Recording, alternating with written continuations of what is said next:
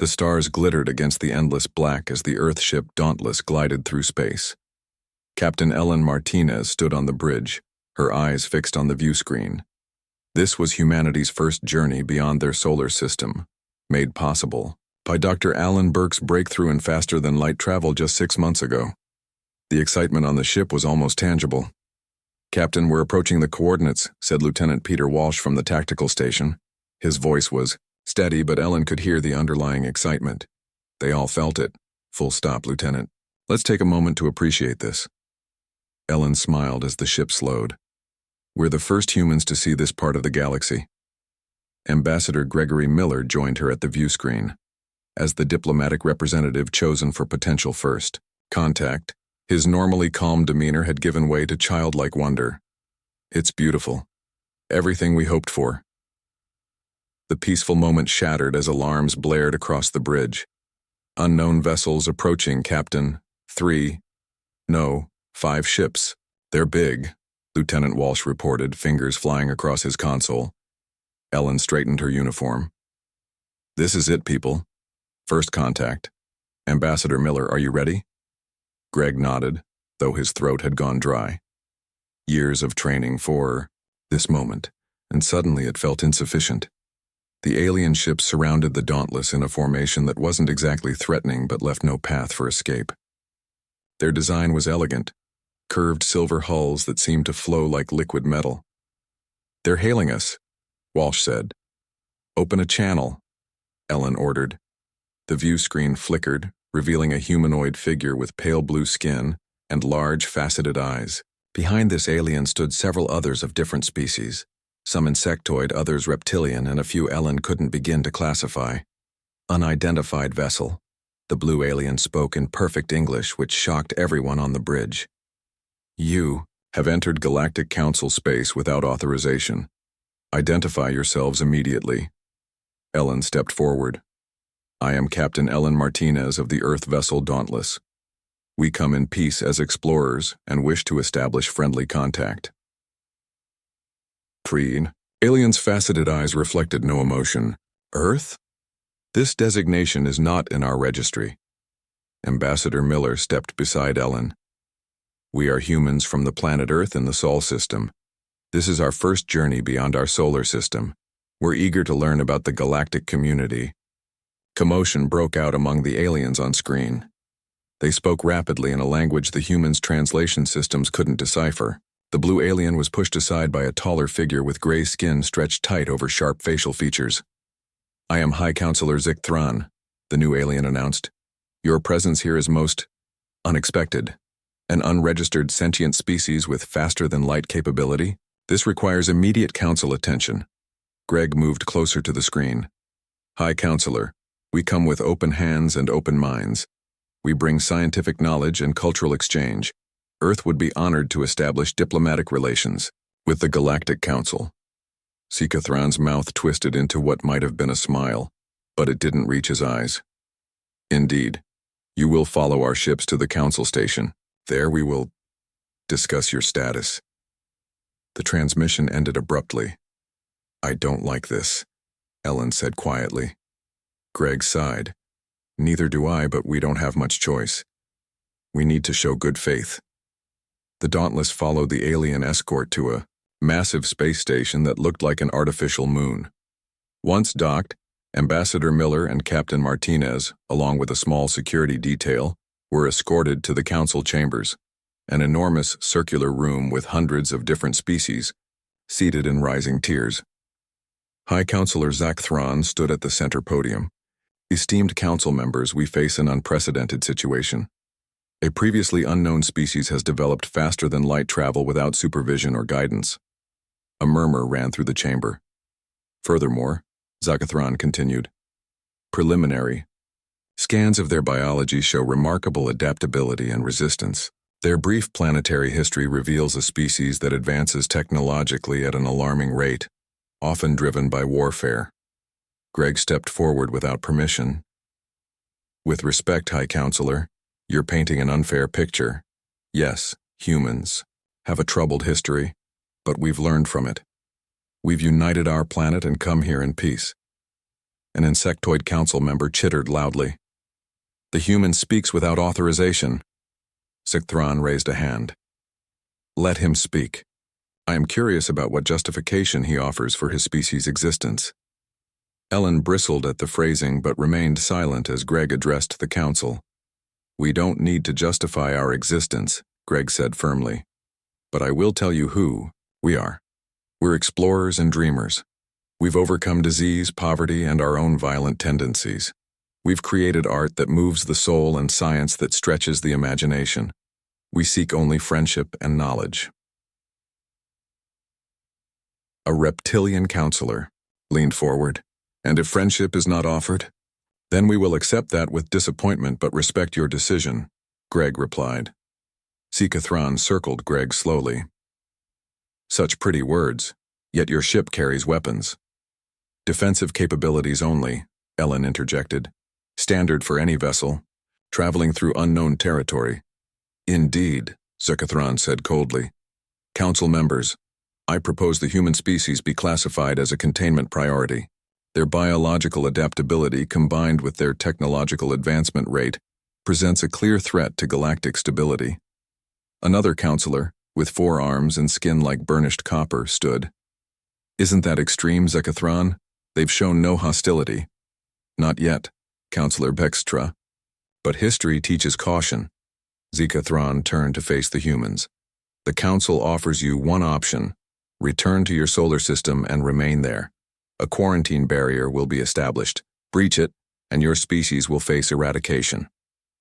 That's outrageous, Ellen exploded. You can't imprison an entire species. We can and we will, Sikthron replied. The vote is called. Despite objections from Pextra and a few others, the motion passed. Guards surrounded the human delegation. This is not diplomacy, Greg protested. At least allow us time to establish communication protocols, trade agreements. The council has spoken. Sikthron cut him off. You will be escorted back to your vessel and monitored until you leave council space. As they were marched back to the docking bay, Ellen whispered to Greg, This isn't over. We won't accept imprisonment. I know, Greg replied quietly, but we need to get home first. Warn Earth. Back aboard the Dauntless, Ellen ordered immediate departure. As they pulled away from the station, Lieutenant Walsh called out, Captain, energy buildup from the lead escort vessel. Evasive maneuvers. Ellen shouted, but it was too late. An energy beam struck the Dauntless, not enough to destroy it, but crippling key systems. The ship rocked violently, throwing crew members to the floor. Emergency alerts blared as smoke filled the bridge. Casualties reported on decks 3 through 5, Walsh reported grimly. Engineering took a direct hit. Ellen pulled herself up, blood trickling from a cut on her forehead. Get us out of here, maximum speed. Sikthron's voice came through the yaw. Damaged communication system. A regrettable accident, Captain Martinez. It seems our systems mistook your weapons powering up. We didn't power any weapons, Ellen snarled. The records will show otherwise, Sikthron replied smoothly. Consider this a demonstration of the Council's resolve. Return to Earth, stay there, or next time, it won't be an accident. The transmission ended. Ellen looked around her damaged bridge at the faces of her surviving crew. Get us home, she said quietly. Earth needs to know what we're facing. As the damaged Dauntless limped away, using its remaining power to head back to Earth, Ellen stared at the stars that had seemed so welcoming just hours ago. They now looked cold and hostile. They think they've contained us, she whispered. They have no idea what humans do when cornered. 5 years passed since the damaged Dauntless returned to Earth with its grim news. The once busy streets of New York now buzzed with a different kind of energy. People moved with purpose, their faces set with quiet determination rather than fear. Admiral Diane Rodriguez watched from her office window as military transports moved silently through the streets below. The United Earth Defense Force had grown from a small peacekeeping organization to humanity's shield against the stars in just 5 years. She turned away from the window as her office door opened. The latest test results, Admiral, said Dr. Alan Burke, placing a tablet on her desk. His eyes were rimmed with dark circles, Evidence of another sleepless night. Diane picked up the tablet and scrolled through the data. The shield technology is working? Alan nodded. We've successfully reversed engineered the defensive systems from the salvaged parts of the Dauntless. But we've improved them. The Council's weapons should have minimal effect now. Should? Diane raised an eyebrow. Nothing is certain without actual combat testing. Alan rubbed his tired eyes. But the simulations are promising, and we've added something they won't expect. Diane set down the tablet. The adaptive algorithms? Yes. Each hit our shields take will make them stronger against that specific weapon type. Alan allowed himself a small smile. The Council thinks in straight lines. Attack, defend, repeat. They don't expect systems that learn and adapt mid-battle. The E. Ducker opened again and Major Stephen Collins strode in. His Special Forces uniform was dusty, suggesting he'd just returned from the training grounds. Admiral, he said with a quick salute. The Ghost Squads are ready. 30 teams, all trained in zero-G combat and the weak points of the 7 major Council species. Diane nodded approvingly. And the stealth technology? Dr. Burke's team delivered as promised. Our ships can approach within 50 meters of Council vessels before their sensors detect us. Stephen's eyes gleamed with barely contained excitement. My people can board, take control, and vanish before they know what hit them. Good. Diane brought up a holographic display of the solar system. Red markers indicated the quarantine beacons the Council had placed at the edge of their territory. We've played the obedient little species for 5 years. The Council believes we've accepted our cage. Maybe some of the Council, Stephen corrected. Our intelligence suggests there's division. Not all species agree with the containment policy. Which is why we won't strike first, Diane said firmly. We defend, we show restraint, and we split the Council apart through their own doubts. In a modest apartment across the city, Freelax adjusted his human disguise in the mirror. The holographic projector was uncomfortable but necessary. As the Council's only deep-cover agent on Earth, he couldn't risk discovery. He'd been here for 4 years, reporting on human activities and searching for signs of rebellion against the Council's containment order. Freelax frowned at his reflection. His reports had grown increasingly troubled over the past year. He'd expected to document human anger, perhaps foolish attempts to attack the quarantine beacons. Instead, he'd witnessed something far more unsettling. Unity. Where other species might have fractured under pressure, humans had done the opposite. Old enemies now worked side by side. Resources were shared. The planet's best minds focused on common goals. It was unnatural.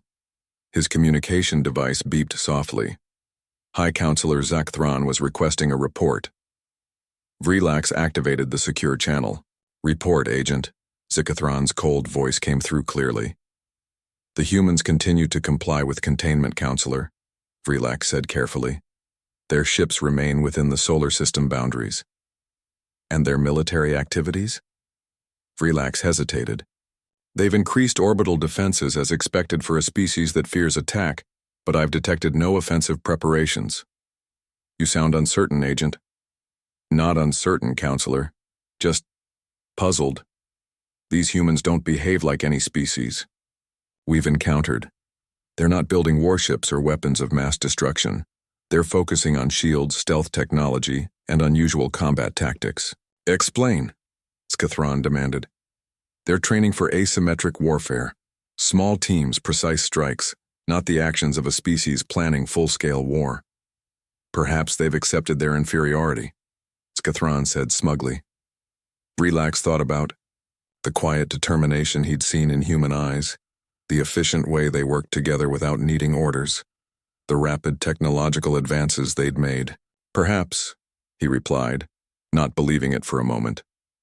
But I recommend maintaining full alert status at the quarantine line. Your concern is noted, Agent. Continue observation. The communication ended. Vreelax stared out his window at the humans walking below.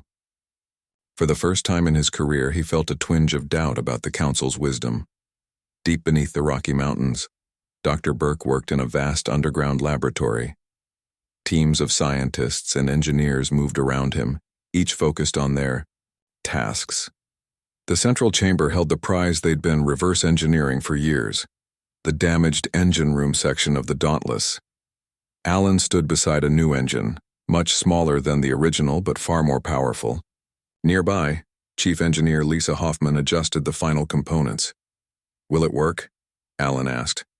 Lisa didn't look up from her work. "The jump drive will get our ships past the quarantine beacons without detection. But we can only build 20 of them in the next 6 months with our current resources." 20 will be enough for the first phase, Alan said. "The Council doesn't know we've cracked their sensor technology. They're watching for conventional engine signatures." Lisa straightened, up and wiped grease from her hands. "I still don't understand why we're not building more weapons. The Council hit us first, we have the right to hit back." Alan shook his head. "Admiral Rodriguez is right. Our advantage isn't in brute force, it's in thinking differently. The Council has fought the same way for thousands of years. Their tactics are stagnant. And ours will change with every encounter." Alan smiled. "They expect us to be primitive. Let's show them what primitive humans can do." In orbit above Earth, Captain Samantha Powell supervised the final modifications to her ship, the Phantom. Unlike the military vessels in Earth's defensive fleet, the Phantom was small, fast, and completely undetectable to Council sensors. "Final stealth test complete, Captain," her first officer reported. "Council observation posts didn't even blink when we flew within 100 meters. Samantha nodded with satisfaction. "Load the diplomatic package. We leave for the outer colonies tomorrow." "The Council won't like us visiting our Mars and Europa settlements," the officer warned. "The Council doesn't need to know," Samantha replied. "Besides, those colonists need supplies. The quarantine has been hard on them." She turned to look at the blue-green planet below. 5 years ago, humanity had been excited to join a galactic community.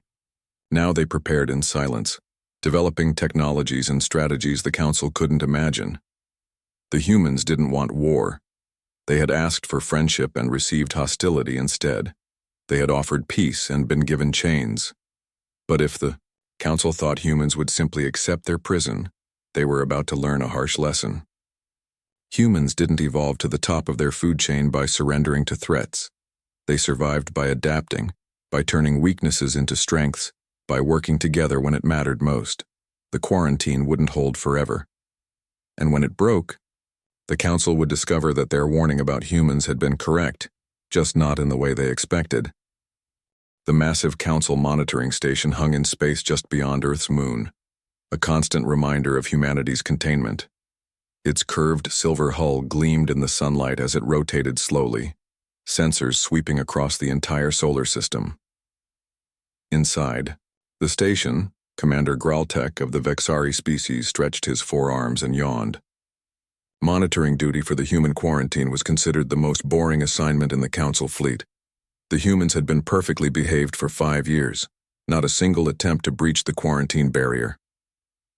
Another quiet day watching the primitives, his second-in-command commented. "As it should be," Graltek replied.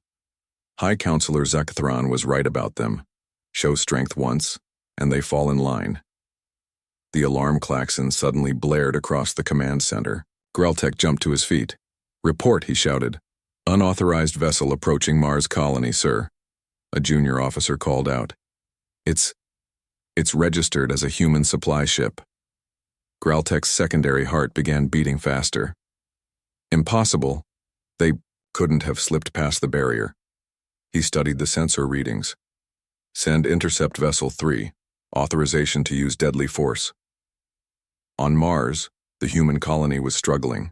6,000 settlers had been cut off from regular supply shipments since the quarantine began. Their hydroponics farms were failing due to a fungal infection, and food stores were dangerously low. Colony Governor Kate Wilson called an emergency meeting as hunger protests grew outside the administrative building. "We have enough food for 3 more weeks if we cut rations again," her agriculture director reported grimly. Kate rubbed her temples. "The children are already showing signs of malnutrition. We can't cut rations further." The communication officer burst into the room. "Governor, a supply ship just entered orbit." "What? That's impossible," Kate said. "Earth can't send ships through." "The quarantine." "It's the Horizon, Governor. Captain Powell says she's beginning emergency supply drop now." Hope and fear battled in Kate's chest. How did they get past the council barrier? Before anyone could answer, alarms sounded throughout the colony. The communications officer's face went pale as he listened to his earpiece. "Council intercept. Vessel approaching at attack speed," he reported. "They're ordering the Horizon to stand down for boarding or be destroyed." High above Mars, Captain Samantha Powell received the council's ultimatum with grim determination. Her small crew looked to her for orders. "Continue the supply drop," she commanded, "and activate the recording drones." "Captain, the council ship is charging weapons," her tactical officer warned. "Let them fire first," Samantha said calmly. "Make sure the drones capture everything." The council vessel fired a warning shot that passed just meters from the Horizon's hull. Samantha remained steady. "Supply drop at 60%. Her first officer reported. The council ship fired again, this time striking the Horizon's cargo section. The ship shuddered violently. "Hull breach in Cargo Bay 3, someone shouted. "Complete the drop," Samantha ordered. "Every container counts." The council ship moved closer, weapons charging for a killing blow. Just as they prepared to fire, Samantha gave a new order. "Activate jump drive." The Horizon vanished from the council ship's sensors, reappearing 2 kilometers away. The council commander's confused voice came over the comm system. "What technology is this? Stand down immediately." Samantha ignored them, focusing on completing their mission.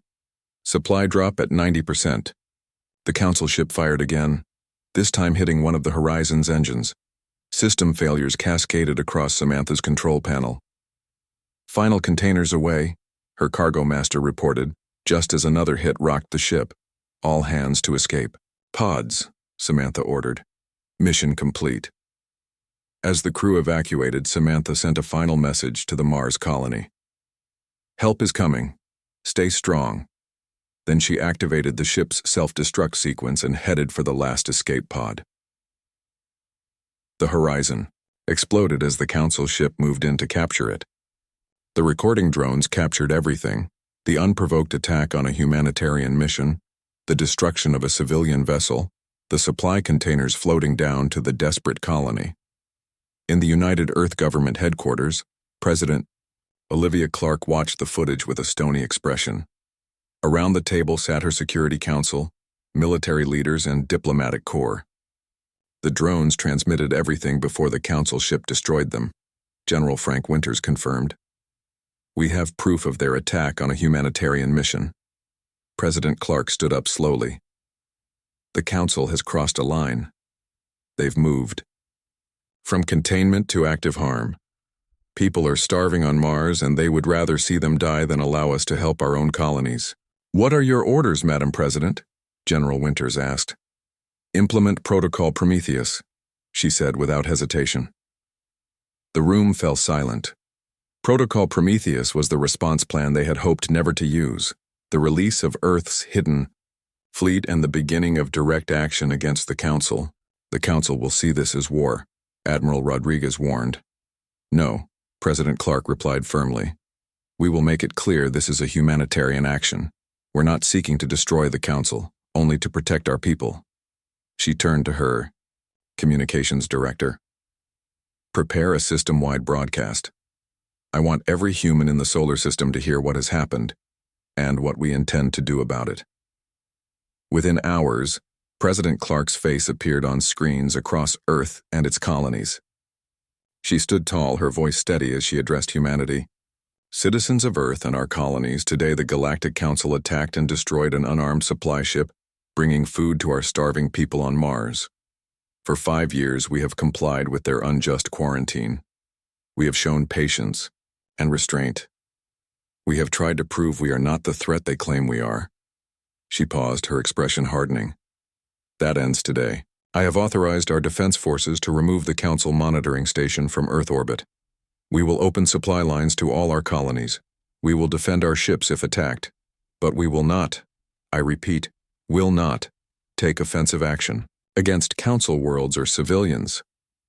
As she spoke, Earth's hidden fleet emerged from concealed bases on the Moon, on asteroids, and from underwater facilities on Earth. 50 ships with technology the Council had never seen before, moving with precision toward the monitoring station. On the Council station, Commander Graltek stared in disbelief at his sensors.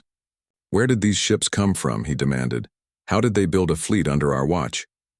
"Sir, they're hailing us," his communications officer reported. General Winter's face appeared on screen. "Council monitoring station, this is General Frank Winters of the United Earth Defense Force. You are ordered to evacuate your personnel immediately. You have 30 minutes to board your shuttles and depart. After that time, we will remove your station from Earth orbit. This is an act of war," Graltek sputtered. "No," General Winters replied calmly. "This is an act of self-determination.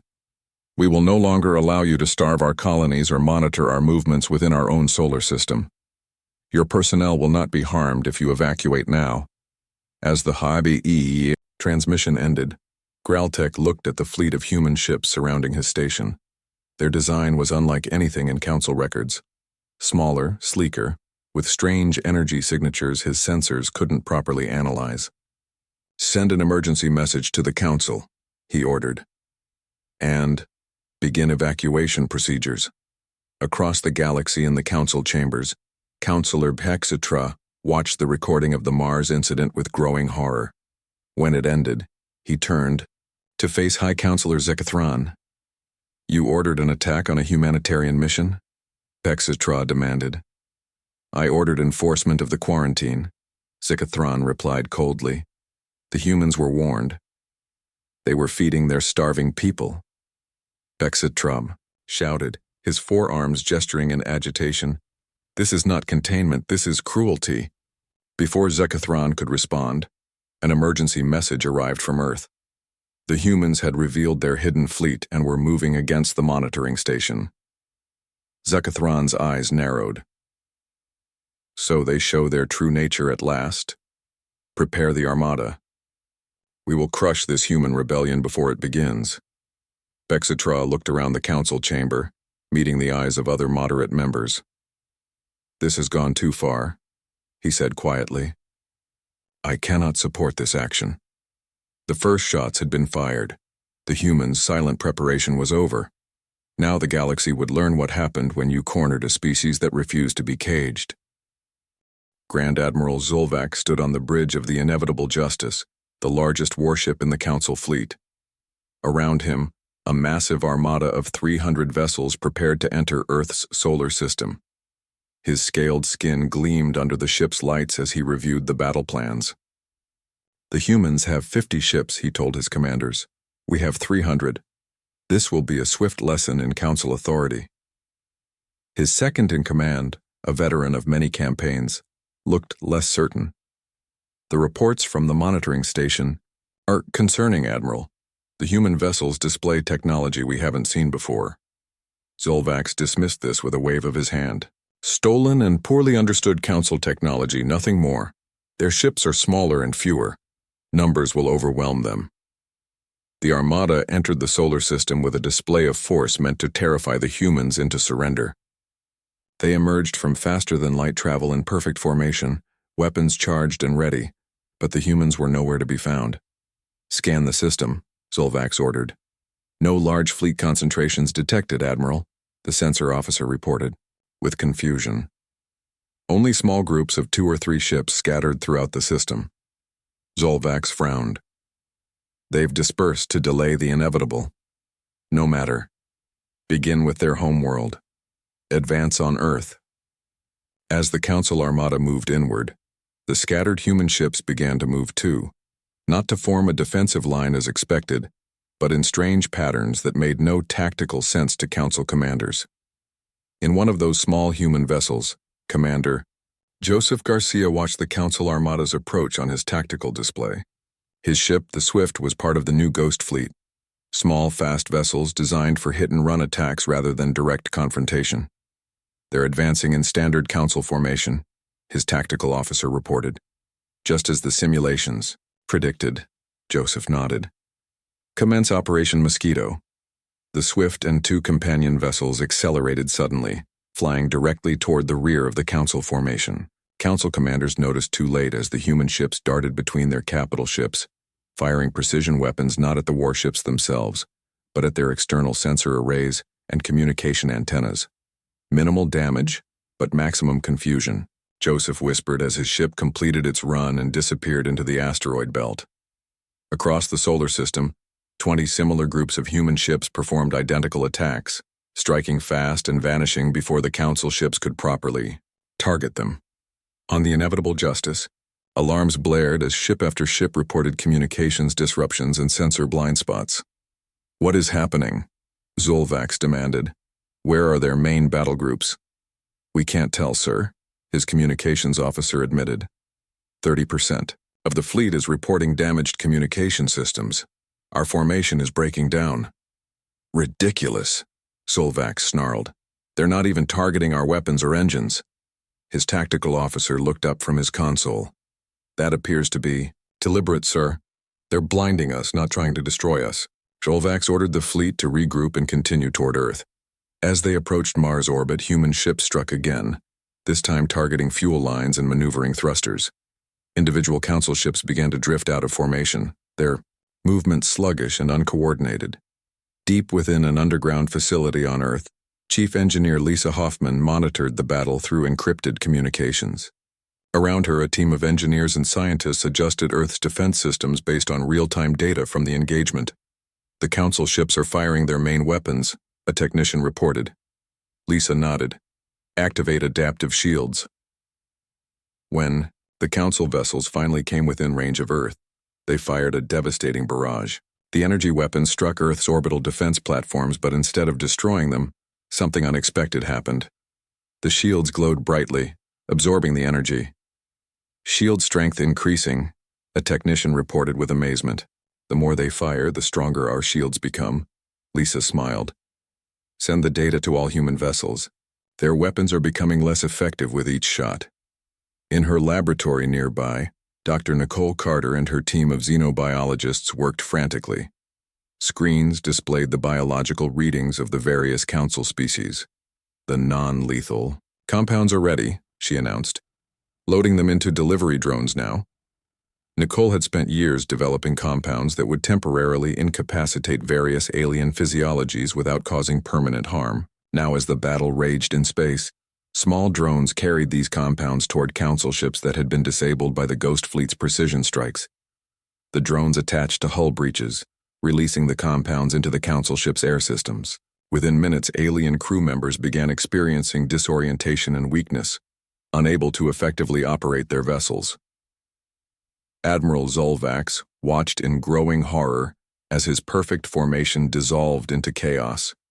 Human ships would appear, suddenly, strike with surgical precision, and vanish before his gunners could lock on. Communications between his ships broke down further as the humans deployed electronic warfare systems that scrambled Council transmissions. This isn't war as we understand it, his tactical officer said with grudging respect. They aren't trying to destroy our ships. They're dismantling our ability to fight as a unified force. Zolvax slammed his fist on the command console. Order, all ships to target Earth directly. If we can't hit their fleet, we'll hit their homeworld. But the order couldn't be transmitted to most of his ships. Those that did receive it and attempted to comply discovered their targeting systems had been compromised by previously undetected human cyber attacks. On a Council support vessel, a young officer named Krenval watched the battle with growing unease. Unlike most of the Armada's crew, he had studied human history and tactics. They're fighting like their ancient guerrilla forces, he told his commander. They know they can't match our firepower, so they're not trying to. Then how do they expect to win? His commander asked. By making sure we can't use our advantages, Krenval replied. Look at how they target communications first, then sensors, then maneuvering. They're not trying to kill us. They're making us blind, deaf, and immobile. After 6 hours of frustrating combat, a third of the Council Armada was effectively disabled, not destroyed, but unable to fight. Their ships drifted in space, crews incapacitated by Dr. Carter's compounds or systems, disabled by precision strikes. Zolvax faced a decision no council admiral had made in centuries: retreat. His perfectly coordinated armada had been reduced to individual ships fighting alone, unable to support each other or follow a unified strategy. "We must regroup beyond their solar system," he finally ordered. "This approach isn't working." As the council ships began to withdraw, they made a startling discovery. The humans made no attempt to pursue or destroy their vulnerable vessels. Instead, human ships approached the disabled council vessels, attached temporary life support systems to ensure their crews would survive, and then left them to be recovered by their retreating allies. On many council worlds, the news of the battle spread quickly. The mighty armada had been sent to crush the humans but returned in disarray, and with minimal casualties. The humans had disabled their ships but deliberately avoided killing their crews. Councillor Bexitra used these facts to address the council. "The humans could have destroyed our disabled vessels," he said. "Instead, they ensured our people would survive.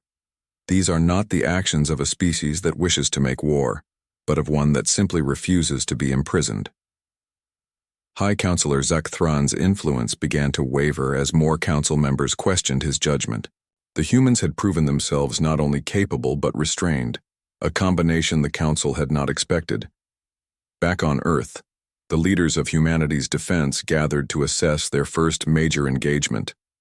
"The council will return with new tactics," General Winters warned. This was only round one. Admiral Rodriguez nodded. "But we've shown them that superior numbers don't guarantee victory. They fight by their rule book. We fight by changing the rules." Commander Garcia's voice came through on the communication system from his ship in the asteroid belt. "My teams report minimal casualties. The council doesn't know how to fight an enemy that won't stand still." President Clark studied the tactical displays showing the retreating council ships. "We've bought ourselves time and shown restraint. Now let's use that time to approach the moderate council members. This war ends not when we defeat their ships, but when we change their minds." 6 months after the first battle, the Grand Council chamber was filled with tension. Representatives from over 200 species sat in their assigned sections, but the usual order had broken down. Nearly half the council members had moved, their seats to the side where Councillor Bextra stood, leaving High Councillor Zakthran's side looking empty and weak. Zakthran's voice still carried authority, but his position had been severely undermined. 3 fleet actions against the humans had failed, not through overwhelming defeats or massive casualties, which the council could have understood, but through a series of humiliating encounters that left council ships disabled, but crews largely unharmed. "The humans mock us," Zikathran declared. "They refuse to engage in proper battle. They disable our vessels and leave our crews helpless." "They spare our crews," Councillor Bexitra corrected. "They have shown more restraint than we have." He activated a display showing footage from the Mars incident. "We fired on an unarmed supply ship.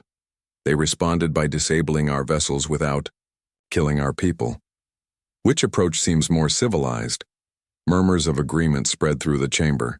The moderate faction had grown with each failed military action against Earth. The chamber doors slid open, and a council security officer entered. "Councilors, a human vessel has appeared at the edge of the system. They are requesting permission to approach the council station. They claim to carry diplomatic representatives." Shocked whispers filled the room. No human ship should have been able to reach the council homeworld. It was 20 light-years from Earth, and council blockades surrounded the human solar system. "How did they get past our fleets?" Zikathran demanded. "Unknown, High Councillor. They simply appeared." Bexitra stepped forward. "I move that we allow them to approach and hear what they have to say." A vote was quickly taken. The moderate faction won easily. The human vessel that docked at the council station was unlike any ship they had seen before. Sleek and elegant, it used technology that council sensors struggled to analyze. From it emerged Ambassador Ryan Patterson and Chancellor Michelle Wright, along with a small security detail led by Admiral William Scott. In the council chamber, Ambassador Patterson stood calmly before the gathered representatives of hundreds of worlds. He was older than the council expected, with gray hair and lines on his face that spoke of both wisdom and weariness. Distinguished members of the Galactic Council, he began, I come before you not to threaten or demand, but to offer peace. Zikathron scoffed. Peace? After you have humiliated our fleets? After we defended ourselves with minimal casualties, Ryan corrected gently. We could have destroyed your ships. Instead, we disabled them and ensured your crews would survive. Those were deliberate choices. Chancellor Wright stepped forward. She carried a small device that projected a holographic map of the galaxy. We have studied your council carefully over these 6 months.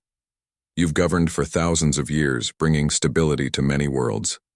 We respect that achievement. Then, accept your containment, Zikathron demanded. No species accepts a cage, Admiral Scott said firmly, but neither do we wish to destroy what you've built. He gestured to the holographic display. Your council has maintained peace between hundreds of species. That's admirable. But your methods have grown rigid. You classify and contain rather than understand and cooperate. Ryan took over again. We propose a new structure, not human rule. We have no interest in controlling others, but a cooperative where all species are truly equal, where innovation is encouraged rather than feared, where different perspectives strengthen the whole. And if we refuse? Zikathron asked coldly. Then we go our separate ways, Michelle answered. We've broken your blockade. We can defend our system indefinitely, but isolation serves no one. We have much to offer each other. Councillor Bexitra and his faction listened with growing interest. The humans were not making demands for reparations or territory. They were offering partnership. What exactly do you propose? Bextra asked. Ryan smiled. First, equal standing for Earth in galactic affairs. Second, free exchange of knowledge and culture. Third, a defensive alliance that protects all members equally. And what do we gain from this? Asked another counselor. Admiral Scott pressed a button and the holographic display changed to show new technology, clean energy systems, advanced medical techniques, and innovative approaches to terraforming. We developed these while preparing to defend ourselves, he explained. They're yours whether you accept our proposal or not. Consider them a gesture of goodwill. The council erupted in surprised discussion. The humans were giving away valuable technology without conditions. After hours of debate, the council reached its decision. Zakathron and his hardline supporters found themselves outvoted. Bextra announced the result. The council accepts Earth as a full member with equal standing. We will form a joint committee to discuss the restructuring proposals. Zakathron stood abruptly. This is a mistake that will destroy everything we've built. He stormed out with his remaining supporters. 1 year later, the first alien students arrived at universities across Earth. They came to study human innovation, art, and problem-solving. In return, humans traveled to alien worlds, learning from cultures thousands of years older than their own. Admiral Scott's fleet became the core of a new peacekeeping force, with ships crewed by members of multiple species. Their mission was not to enforce one species' will upon others, but to protect all equally. In a quiet garden on a neutral world, former High Counselor Zakathron sat alone, watching the sunset. His influence had faded as the new alliance flourished. He had refused positions in the restructured council, choosing exile over adaptation. A small noise made him turn. A human child and a young Vixari were playing nearby, working together to build a complex structure from colored blocks. Though different in every physical way, they communicated seamlessly, each compensating for the other's limitations. They warned us about you, Zikathron said quietly, as Ambassador Ryan Patterson approached and sat beside him. The warning wasn't wrong, Ryan replied. Just incomplete. Yes, humans are adaptable and unpredictable. Those qualities can be dangerous, or they can be valuable depending on how they're channeled. I still don't trust your kind, Zikathron admitted. Your rise has been too fast, too chaotic. Ryan nodded. Change is frightening, But look there. He pointed to the playing children. They don't fear each other's differences. They build on them. Zucathron watched as the Vexari used its 4 arms to hold pieces, while the human child, with better fine motor control, connected them. Neither could have built the structure alone. Perhaps, Zucathron conceded reluctantly. There is something to learn from chaos after all. Elsewhere in the galaxy, Vrelax, now an ambassador rather than a spy, addressed a mixed group of species about his time on Earth. The Council feared humans because they were different, he explained. They adapt too quickly. They don't think like we do. They change constantly. These were seen as threats, he smiled. And indeed, these qualities made humans dangerous opponents when we threatened them. But these same qualities make them valuable allies now that we work together. A young alien raised a hand. Were the humans angry about their treatment? Of course, Vrelax admitted. But unlike many species, humans don't hold grudges well. They're too focused on what comes next to dwell on what came before. As the galaxy entered a new era of cooperation, the old warning about humans took on new meaning. Yes, humans were dangerous to stagnation, to rigid thinking, to the idea that there was only one right way to solve a problem. The Galactic Council had warned its members about humans. Now the aliens were indeed paying the price, but not in blood or suffering. They were paying it in progress and innovation, in the uncomfortable but rewarding challenge of seeing the universe through new eyes. The price was change, and it was worth every bit of discomfort it caused.